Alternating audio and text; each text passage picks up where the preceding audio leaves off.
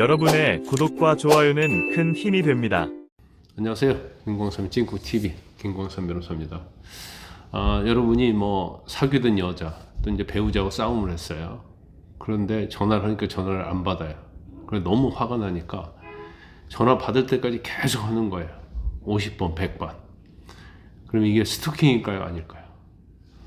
또 어떤 사람과 싸웠습니다. 그래서 분노가 폭발하는데 그 사람이 아주 친한 친구예요. 전화하니까 안 받아요. 그래서 57번, 67번 계속 부재중 전화를 하는 거예요. 받을 때까지. 그럼 이건 스토킹이 될까요? 안 될까요? 이건 스토킹입니다. 전형적인 스토킹입니다. 그래서 우리가 스토킹이라고 상상하지 못했던 것들이 스토킹이 되고 또 그걸로 인해서 이제 처벌을 받을 수밖에 없는 상황이 생깁니다. 그래서 스토킹 행위라는 것이 무엇인지에 대해서 오늘 말씀을 드리려고 합니다. 이 내용을 보시기 전에 구독과 좋아요, 알림 설정을 하여 주시기 바랍니다. 그리고 아마 생각지도 못한 것들이 스토킹이라는 걸 알게 되고 깜짝 놀랐을 거예요. 그래서 오늘 법이 규정하고 있는 스토킹 처벌법이 규정하고 있는 스토킹이 무엇인지에 대해서 여러분에게 말씀을 드리려고 하니까 아마 생활하는데 엄청나게 많은 참고가 될 거라고 봅니다. 일단 스토킹 행위라는 것은요, 상대방의 의사에 반해서, 아까 부재중 전화했잖아요. 상대방은 전화를 받고 싶지 않아요. 근데 그 사람은 의사에 반해서 계속 전화를 해대는 거예요. 그리고 정당한 이유 없이, 뭐 그 사람과 통화하려고 하는 것이 정당한 이유가 될 수는 없겠죠. 그 사람이 싫어하는데. 그리고 감정이 폭발해서 계속 전화를 하는 거기 때문에. 그래서 상대방 의사에 반해서 정당한 이유 없이 계속적으로 해서 상대방에게 불안감 또는 이제 공포심을 일으키는 것을 말하는 거예요. 제가 아까 전제에서 얘기했을 때, 뭐 배우자를 할지라도 어떤 공포심이나 불안감이 없다고 한다면 그건 뭐 죄가 안 될 가능성이 크겠죠. 그러시면 친한 친구라도 계속적으로 뭐 화를 내면서 욕설을 하면서 계속적으로 전화를 해대면 상대방 입장에서는 난 불안감, 공포심을 가졌다고 하면 그건 또 스토킹 범죄가 될 수 있는 거예요. 그래서 이런 부분을 주의하셔야 한다. 모든 걸 감정적으로 할 건 아니고요. 그전에는 이런 것들이 처벌 전혀 되지 않았어요. 하지만 스토킹 처벌법이 만들어지면서부터는 이런 행위도 이제 다 처벌의 대상이 될 수 있다는 거고요. 일단 그 유형이 있는데 이건 이제 스토킹 처벌법에서 규정하고 있는 내용입니다. 상대방 또는 그 동거인에 대해서 접근하는 거, 그다음에 따라다닌다거나 또 막 어디를 가는데 진로를 계속 방해를 해요. 이것도 스토킹이 될 수 있다는 거고. 그 다음에 상대방의 어떤 주거랄지 학교랄지 직장, 그 밖에 뭐 일상적인 생활하는 장소가 있을 거 아니에요. 거기에 이제 부근에서 멀리서 기다리고 있는 거예요. 아니면 계속적으로 상대방을 지켜보는 거예요. 또 미행을 한다랄지, 뭐 배회를 한다랄지, 이런 것도 스토킹 행위고요. 또는 우편이나 전화, 팩스, 아니면 이제 정보통신망법에 규정하고 있는 SNS랄지 온라인 커뮤니티, 이런 걸 이용해서 뭐 물건이랄지 글이랄지 말이랄지 부호, 음향, 그림, 영상, 화상, 이런 것들도 상대방에 보내게 되면 이것도 역시 스토킹 행위가 되는 거고요. 또 어떤 물건 자체를 직접 전달하거나 또 도달하게 한다거나 또 그 물건 자체를 그 부근에 그냥 놓아두는 거예요. 계속적으로, 지속적으로. 그럼 이것도 스토킹 행위가 됩니다. 그리고 또 그 상대방의 주거지랄지 또 그 부근에 있는 어떤 장소에서 물건들을 훼손하는 경우, 이건 뭐 재물성격죄도 되는데 이제 스토킹이 될 수 있다는 거고요.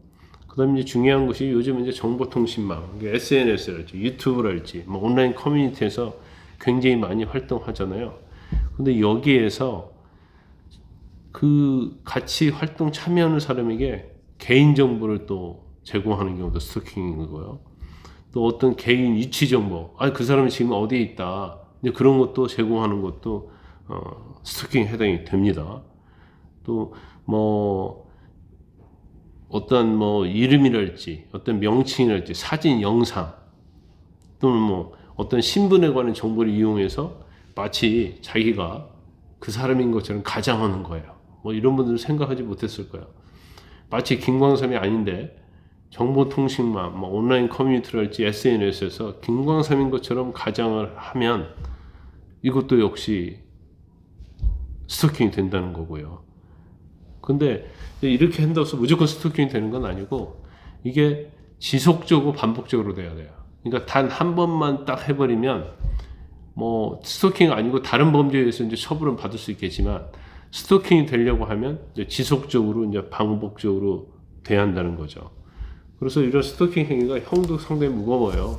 그래서 일반적인 어떤 스토킹은 3년 이하 징역이나 3천만 원 이하 벌금이고 여기에 만약 흉기랄지 뭐 위험한 물건을 들으면 5년 이하 징역 또는 5천만 원 이하의 벌금이 처하도록 되어 있습니다. 그래서 이게 스토킹 자체는 이제 피해자 입장에서 보면 굉장히 심리적으로 불안하고 또 생명과 뭐 신체 굉장히 안전에 대해서 위협을 느끼게 되잖아요. 그래서 이건 명백히 범죄이기 때문에 당연히 법적인 도움을 받아야 하는 거예요. 그럼 법적으로 어떻게 도움을 받아야 하느냐? 일단 이제 도움을 받으려고 하면 증거가 있어야겠죠. 그래서 증거를 먼저 수집을 해야 한다는 거죠. 그래서 입증할 수 있는 모든 자료를 모아야 하는 거예요. 뭐 전화랄지 문자랄지 카카오톡, 메시지 내용이랄지 이런 것을 다 캡처하고 모아놔야 하고요. 그 다음에 이제 이메일이랄지 SNS 메시지 내용이 있을 거 아니에요. 이런 것들. 그 사진이나 동영상. 뭐 목격자 있으면 목격자 진술도 확보를 해놔야 하고, 뭐 집 앞에 어떤 물건을 놔뒀더랄지 그런 식으로 스토킹을 하고 낙설했다고 한다면 그건 당연히 사진 찍어서 해놔야겠죠. 그리고 항상 중요한 건 처음에 스토킹이 일어났을 때 단호하게 그걸 서민이랄지 구두로 해서는 안 된다는 걸 경고를 해줘야 합니다. 근데 그래도 안 되면 이제 경찰에 신고를 해야겠죠. 경찰에 신고하면 바로 잠정 조치에 들어갑니다. 그런데 잠정 조치를 위반하면 또 그것도 처벌하게 돼 있어요. 그리고 일단 뭐 경찰에 증거 자료도 제출하고 보호 요청을 하는 게 굉장히 좋아요. 물론 보호 요청한다고 해서 뭐 24시간 100% 막을 수는 없지만 이제 이 스토킹을 아주 상습적으로 한다랄지 습관적으로 하는 사람의 특징은 이제 정신적인 어떤 프로블렘이 있는 사람이기 때문에 언제든 도발적인 우발적인 상황이 또 발생할 수 있기 때문에 이걸 단순히 뭐 나를 좋아해서 집착한다 이제 그렇게 생각하시면 안 돼요. 경우 때문에 생명이 또 위험해질 수 있는 그런 경우도 있습니다. 여성 긴급 전화로 1366에 전화를 하셔도 되고 또 지역별로 보면 스토킹 피해 상담소가 있습니다. 그래서 근데 제가 볼 때는 뭐 상담도 중요하지만 일단 빨리 잠정 조치를 하는 게 중요하다 이렇게 봅니다. 그리고 경찰로부터 뭔가 도움을 좀 받는 게 좋다고 봐요. 그리고 스토킹 범죄의 특징이 뭐냐면 재범 위험성이 굉장히 높습니다. 그래서 법원에서는 일반적으로 가해자에 대해서는 재범 방지 교육 프로그램의 이수를 명령하는 경우가 굉장히 많아요. 그래서 단호하게 이제 법적 조치를 해야 하고, 뭐 경우에 따른 정신적, 물질적 피해에 대해서 이제 손해배상 청구도 할 수 있는데, 이 요즘에 어떤 대부분 판례의 경향을 보면 굉장히 스토킹 자체가 죄질이 불량하다랄지 그런 경우에는 굉장히 엄하게 처벌합니다. 최근에 아마 30대 남자가 자기가 준 뭐 신발 이런 거 돌려달라고 하면서 계속 스토킹 범죄하고 또 폭행해가지고 뭐 2주 정도 상해를 가했는데 관련된 메시지랄지 이런 것들이 다 증거로 제출되니까 너무나 죄질이 불량한 거예요. 그래서 실형 선고받은 사례도 상당히 많습니다. 그래서 피해자하고 합의를 한다고 해서 이제는 합의한다고 해서 없어지는 범죄는 아니에요. 그래서 지금 법원의 어떤 판례의 경향은 이제 엄벌주의다 이렇게 볼 수 있을 것 같아요.